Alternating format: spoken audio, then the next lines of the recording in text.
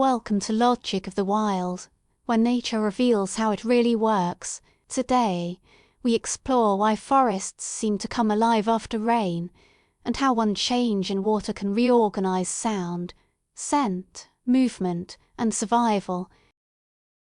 At first, rain looks like a simple weather event.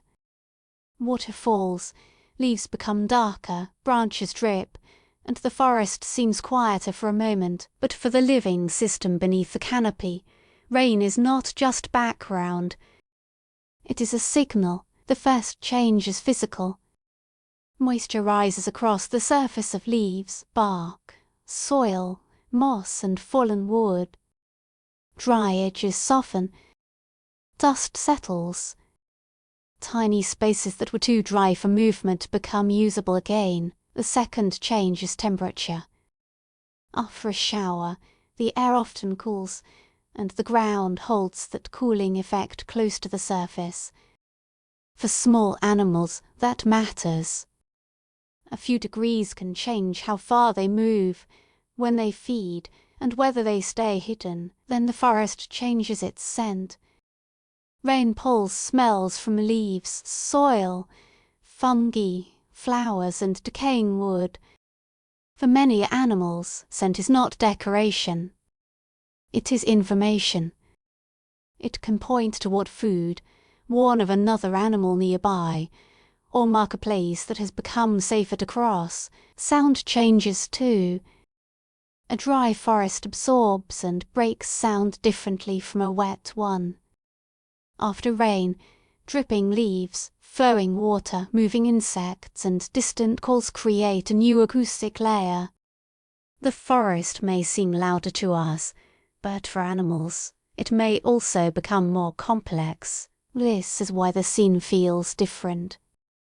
The rain has changed the medium through which life reads the forest. Insects are often among the first to respond. Some climb out from protected places. Some move across wet bark and leaves. Others become active around flowers, rotting wood, or the forest floor, where moisture makes movement easier and food more available. For predators, that movement creates opportunity. For prey, it creates risk.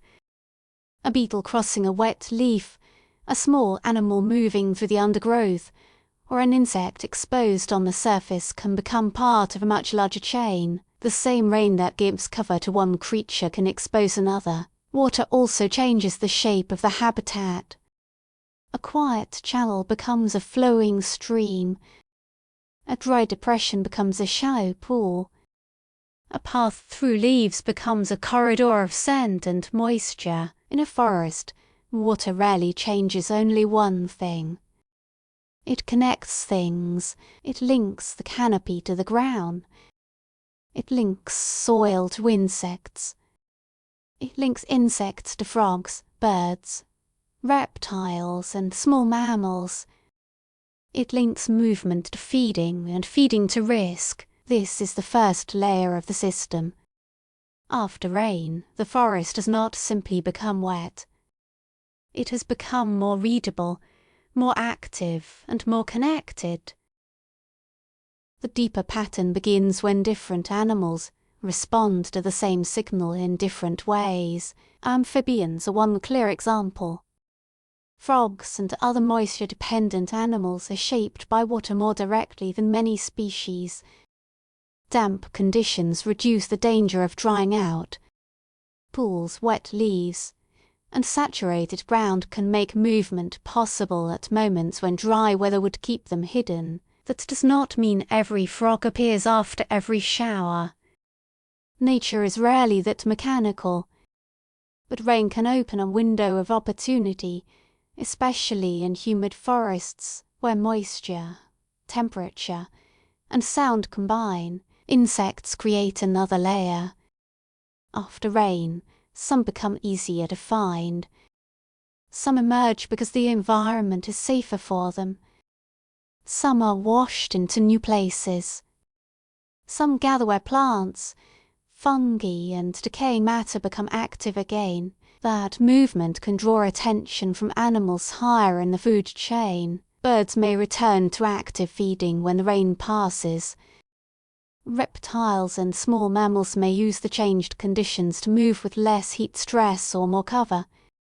Predators may search the edges where water has pushed life into motion. The forest is not acting like a crowd with one command. It is acting like a network.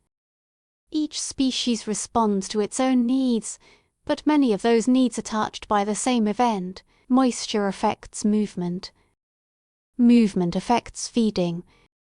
Feeding affects exposure.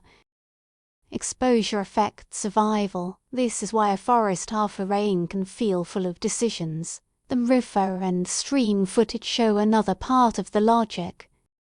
Water gives direction to the landscape.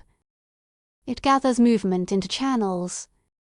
It carries leaves, nutrients, sound, scent and small organisms from one place to another. A forest stream after rain is not only scenery. It is transport. It is a boundary. It is a drinking place.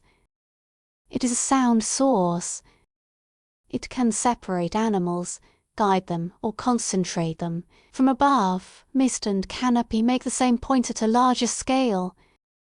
The forest is not a flat background. It is layered. The canopy holds moisture. The understory filters light. The ground stores scent. Streams connect low places.